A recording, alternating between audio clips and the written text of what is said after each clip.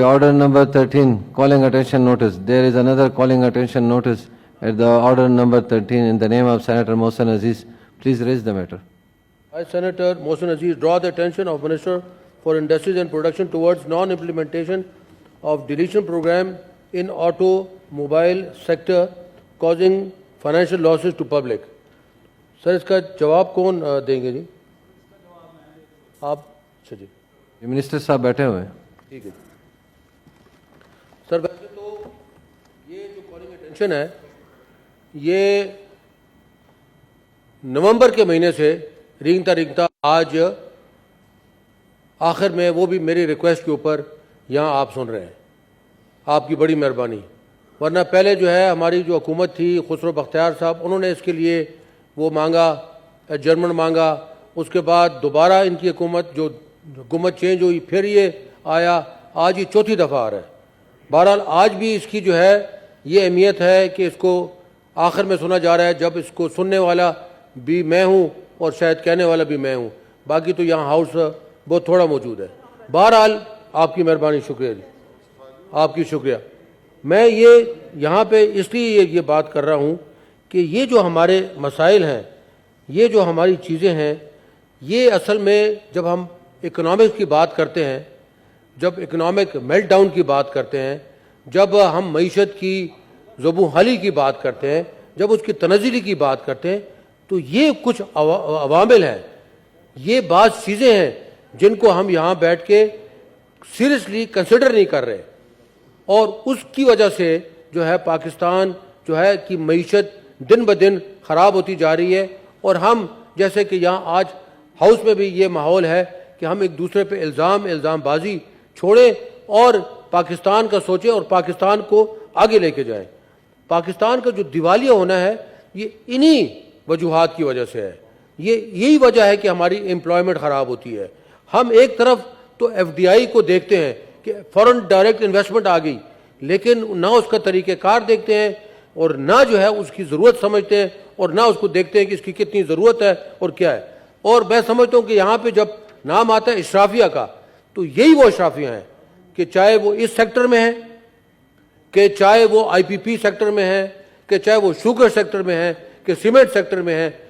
यही वो इशराफिया है जो कि एक तरफ अमीर से अमीर तर हो रहा है और एक माफिया जो है वो इस मुल्क को रूल कर रहा है. जो भी हुकूमत आती है आप देखते हैं कि वो फ्रंट लाइन में बैठे होते हैं और वही एडवाइजर्स होते हैं. और उन्हीं की वजह से मैं समझता हूं कि आज हम इस जो है हालत में पहुंचे हैं.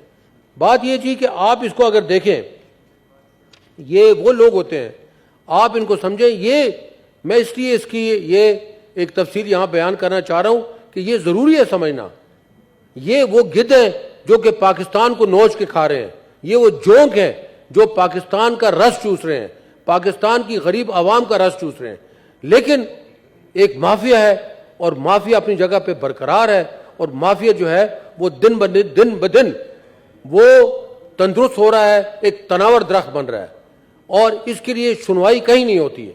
मैं भी अपना यहाँ बोल चुका हूँ कि ये मेरा चौथी दफ़ा 5वीं दफ़ा ये आ रहा है ये हाउस. और उसमें ठीक है शहादत भाई जो है इसका जवाब देंगे, लेकिन मैं समझता हूँ कि अगर ये हमारी किसी कमेटी को भी जाए तो बेहतर होगा, क्योंकि यहाँ पे जो मिनिस्टर कंसर्न है, जो प्रोडक्शन के इंडस्ट्री के हैं, वो इसको सही तरीके से समझ सकते हैं.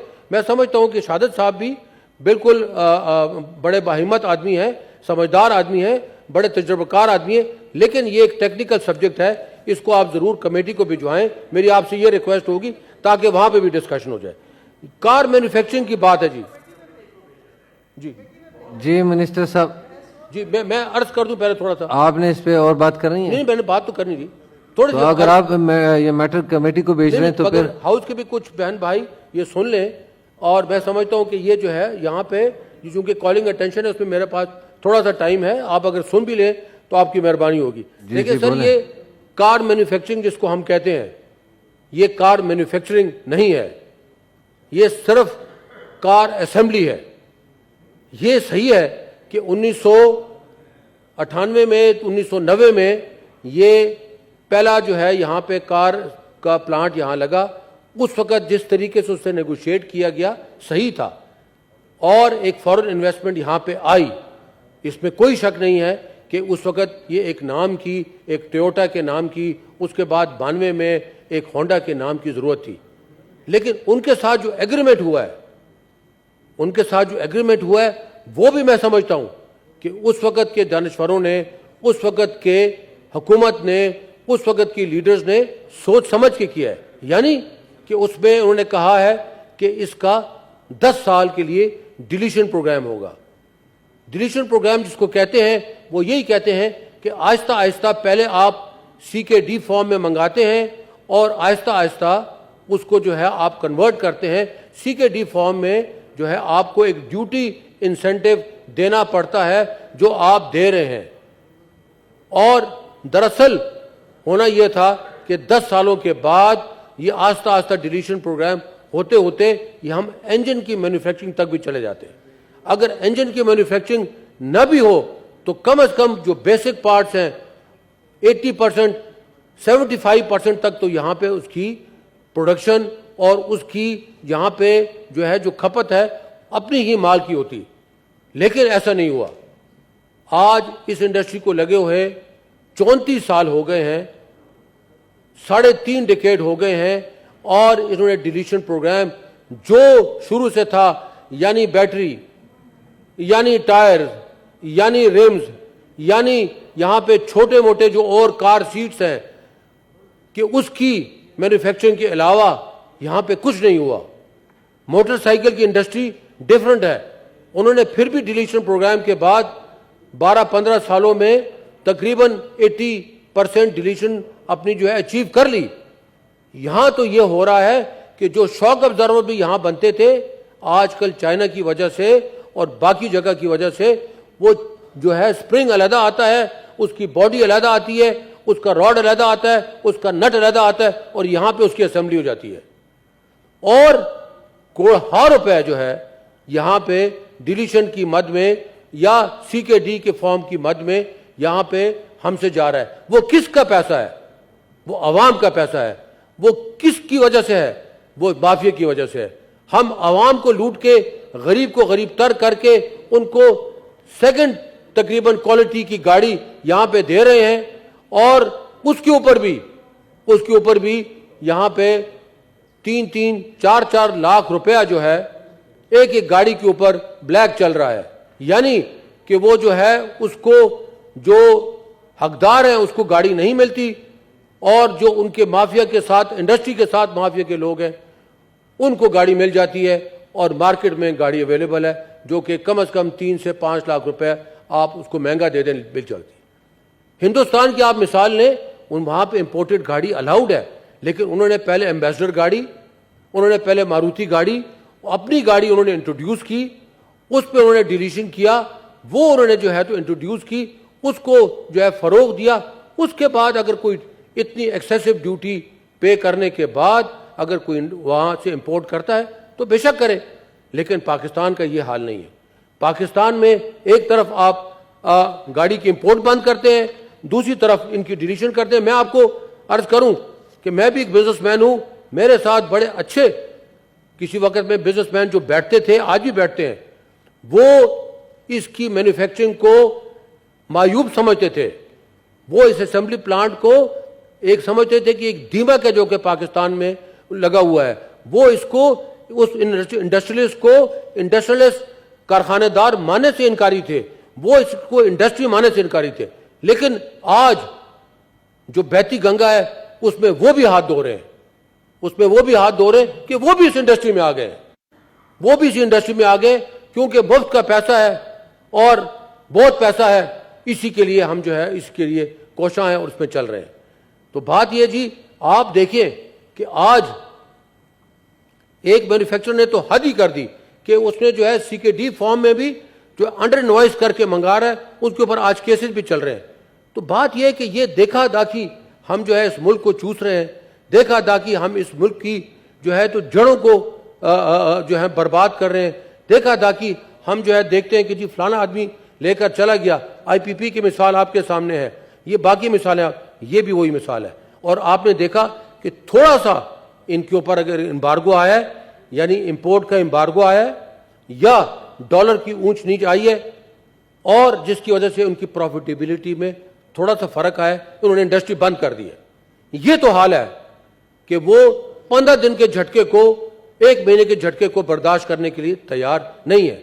अब बात यह है कि इसमें हम किस तरीके से अपने मुल्क को, अपने बच्चों के लिए किस तरीके से हम इसको संभाल सकते हैं, चाहे वो मेरी हुकूमत है या किसी और की हुकूमत है। मैं इसीलिए कह रहा हूं कि मैं इसको पॉलिटिक्स से बालातर होकर मैं ये बात कर रहा हूं कि हमें ये बचाना है। हमें यही नहीं करना कि स्पार्क प्लग भी आप बाहर से मंगा रहे, इंजन का इंजन बाहर से आ रहा है, आपकी तमाम चीजें बाहर से आ रही हैं, माँ सिवाय आपकी बॉडी के और माँ सिवाय बैटरी के और इन तरह चीजों के। तो जब ट्रैक्टर वाले जो है तो 90% डिलीशन कर सकते हैं, मोटरसाइकिल वाले कर सकते हैं, बाकी लोग कर सकते हैं, ये क्यों नहीं कर सकते? ये इसलिए नहीं कर सकते क्योंकि ये माफिया हैं, बहुत बड़े माफिया हैं। जब बात की जाती है तो जापान का नाम आता है, जब बात की जाती है तो कोरिया का नाम आता है। हम इसी नाम से डर के हमारा जो मुल्क का जो मफाद है उसको हम नहीं देखते और बाज दूसरे मफादों के हम जा रहे हैं और ये खानदान जो है तो वो आगे से आगे जा रहे हैं। मैं आपसे ये रिक्वेस्ट करता हूं कि एक तरफ तो ये बात है, दूसरी तरफ इसकी जो क्वालिटी की बात है, ये सब स्टैंडर्ड क्वालिटी पाकिस्तान में बन रही है। जो मैन्युफैक्चर नहीं हो रही, जो असेंबली हो रही है, वो भी सब स्टैंडर्ड क्वालिटी है, इंटरनेशनल क्वालिटी के मुताबिक नहीं है। आप हम सब भी गाड़ी चलाते हैं, लेकिन अगर आप जापानीज मैन्युफैक्चर्ड कार के मुकाबले में पाकिस्तानी असेंबल्ड कार को लें तो उसकी जो क्वालिटी है, उसकी जो रोड सेफ्टी है, दे आर नॉट इक्वल। ये तमाम वो चीजें हैं जिसके लिए हम देखें कि इससे हमें कितनी एम्प्लॉयमेंट मिल रही है। मैं आपको ये वसूख से बताता हूं कि ये एक इंडस्ट्री जो कि एक साल में अरबों रुपए का टीका लगाती है इस हुकूमत को, आवाम को, उसकी इंडस्ट्री में 2,500-3 हज़ार से ऊपर एम्प्लॉयमेंट नहीं है। आप 2,500-3 हज़ार रुपए की अगर आप फिर ये आदमियों की आप कदर करते हैं, जरूर करें, लेकिन उसके लिए आपने इतना बड़ा बेनिफिट दे दिया कि एक आदमी के ऊपर 1,000 रुपए नहीं, आप एक आदमी के ऊपर 50-50 लाख रुपए जो है वो सब्सिडी दे रहे हैं। तो उस आदमी को डायरेक्ट आप एम्प्लॉयमेंट कर दें, घर में बैठा के तनख्वाह दे दें, तब भी वो आपको फायदे में होगा। तो ये मेरा इस पे दिल रोता है और इसके लिए मैंने कई दफा पहले भी बात करने की कोशिश की। आज मुझे ये मौका मिल गया कि मैं ये बात कर सकूं। उम्मीद है कुछ लोगों को समझ आई होगी, लेकिन मैं चाहता हूं कि इसके ऊपर शहादत साहब भी जो जवाब दें वो गुफ्तन चुनीदन बर्खास्त न करें, वो भी अपने दिल से बात करें और बताएं कि इसके लिए क्या हम कर सकते हैं, किस तरीके से हम इसको बचा सकते हैं।